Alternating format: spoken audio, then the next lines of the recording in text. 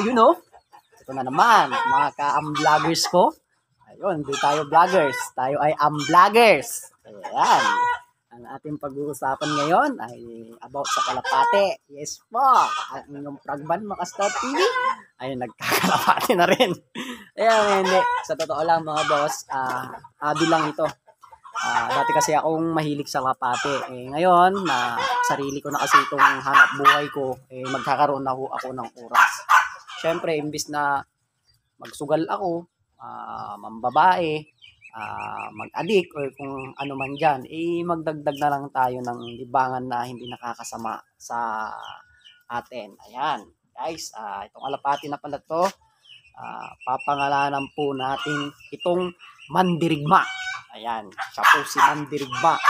Hen ito, bali ang nakuhanan po natin nito, na ibon na ito, ay kay Sir Mario Tercero ng Sampabian, Pangasinan. Isa rin siyang legit na fancier dyan sa may Sampabian. Sila rin po yung anti-lambat dyan, nanguhuli ng mga nanglalambat dyan sa may Sampabian. Ayan, kasi marami dyan sa bundok kasi dyan sa may dulo. Ayan, bali ang history ng ibon na ito, kaya pinangalanan ko siyang Mandirigma. Ano ho ito, sa last lap ata nila ng Pagudpod, nawala siya. Sabi ni Sir Mario sa akin, hindi ko na rin maalala, nasa 3 ata or 4 or 5 siyang nawala. Ayun, tapos bumalik itong alapati na to sa kanya, nakauwi sa kanya.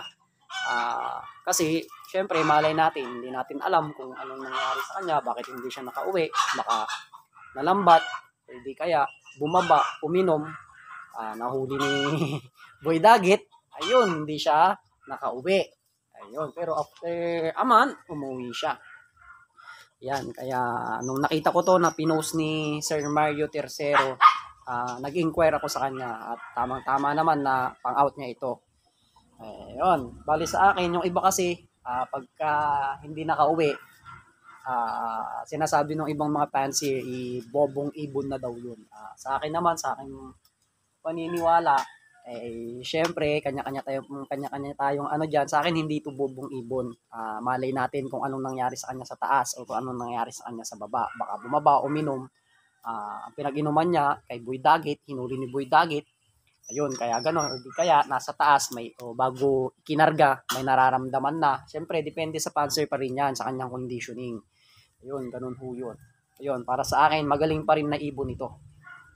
Itong ibon na to, linyada siya ng Rezo, kaka Exa Manila Bird. Yung Rezo na cock na ginamit nila sa Mario, ano siya, galing ng PHA gift bird sa kanila. Ayun. Yun ganda din ng kanyang mata.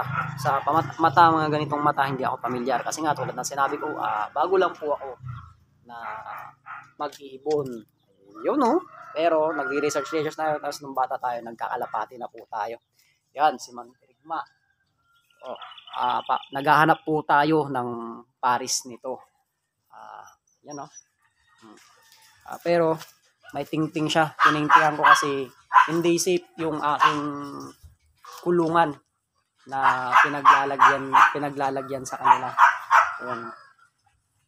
Baka makawala, pero alam ko naman na pag ito nakawala, balik kay Sir Mario, balik lang din sa akin. Syempre yung oras.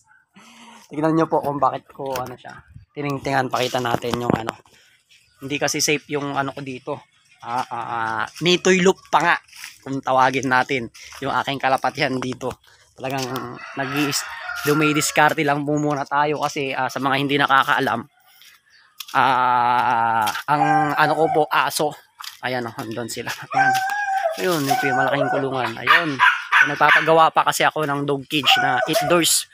So unahin ko muna yung kulungan ng mga aso ko, tapos itong mga to, papagawa din tayo ng sariling loop natin. Yung malaki din, yung kasya ako sa loob, yung nakakatalon ako. Yun ang plano ko. Ayun. Kaya ako tiningtingan, guys. Ayan malaki yung butas pag nakawala. Sayang. Ayan. Ayan siya Ayun, so napakilala ko na po sa inyo. Yung sa susunod naman, papakilala natin yung ibang ibon natin. Ayun, si Mandirigma. Ayan, nakuha natin kay Sir Mario. Tercero ng Sambabian. So, shoutout sa inyo dyan, Sir Mario. Maraming salamat. Yun, mga kabrukutong,